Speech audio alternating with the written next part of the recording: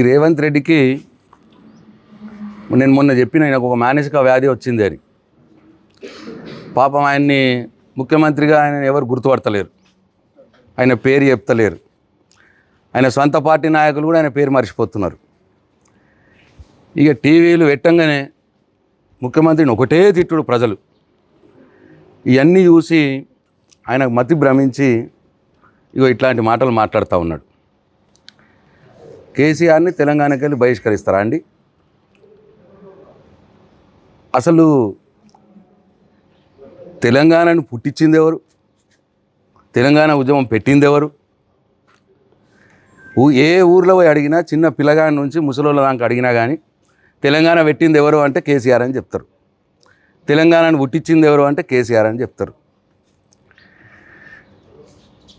15 సంవత్సరాలు తెలంగాణ కోసం దిక్కు దివానా లేని రోజు ఒక్కడిగా బయలుదేరి 15 ఏళ్ళు పోరాటం చేసి ఎన్నో పదవులకు త్యాగాలు చేసి ఎమ్మెల్యే పదవికి, ఎంపీ పదవికి, కేంద్ర మంత్రి పదవికి త్యాగాలు చేసి సావు నోట్లో తలబెట్టి తెలంగాణను తెచ్చిన వ్యక్తి కేసీఆర్. రేవంత్ రెడ్డి ఏమో జై తెలంగాణ అన్నోడి మీదకి తుపాకీ పట్టుకుని ఉరికిండు సంపెత్తా అని. అది రేవంత్ రెడ్డి చరిత్ర. అసలు కేసీఆర్ తెలంగాణ రాష్ట్రం తేకపోతే ఎక్కడిదండి తెలంగాణ రాష్ట్రం? కేసీఆర్ అంటోడే లేకపోతే తెలంగాణ రాష్ట్రం అవునా? తెలంగాణ రాష్ట్రం కాకపోతే అసలు ఈయన ముఖ్యమంత్రి అవునా? ఇప్పుడు కేసీఆర్ పోరాటం, కేసీఆర్ పుట్టించిండు, కేసీఆర్ తెచ్చిన తెలంగాణ రాష్ట్రంలో కాబట్టే ఈయన ఇవాళ తెలంగాణ రాష్ట్రానికి ముఖ్యమంత్రి అయ్యిండు. ఒకవేళ కేసీఆర్ అంటూనే లేకపోతే ఈ రేవంత్ రెడ్డి ఇగో ఇప్పటిదాకా కూడా ఆంధ్రోళ్ళ మోచేతికి నీళ్లు దాక్కుంటా బానిస బతుకుతుండే. ఈయన కేసీఆర్ని బహిష్కరిస్తాడా? అది మతి ఉండి మాట్లాడుతున్నాడా, మతి లేక మాట్లాడుతున్నాడా? ఈయన చరిత్ర ఏందండి? ఇప్పటికి కూడా ఆయన ముఖ్యమంత్రిగా అనుకుంటలేడుగా. ఇప్పటికి కూడా ముఖ్యమంత్రి అయినాక కూడా ఆ కంపునూరు నెత్తిలో పెట్టుకొని గదే వేషం, ఓటుకు నోటు కేసులో దొంగ పట్టుబడ్డాడు కదా, గవే దొంగ మాటలు. ఇంకా ఒక ముఖ్యమంత్రి మాటలు, ముఖ్యమంత్రి స్థాయి మాటలు లేవు.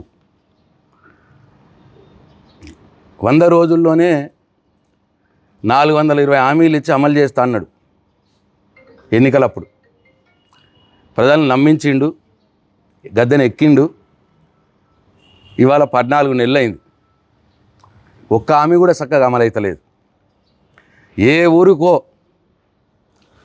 ముఖ్యమంత్రి రేవంత్ రెడ్డి పేరు తీయంగానే వినరాని బూతులు తిడుతున్నారు పబ్లిక్. నువ్వు కేసీఆర్ను బహిష్కరించుడు అది కలల మాట. నీకు తొందరలోనే ఇదే తెలంగాణ ప్రజలు, నువ్వు ఎట్లయితే మోసం చేసినావో ఈ తెలంగాణ ప్రజల్ని, దానికి ప్రతీకారంగా నిన్ను ప్రజలే బహిష్కరిస్తారు. ఇక చాలా తొందరలోనే ఉన్నది, అది ఎక్కువ దూరంలో లేదు.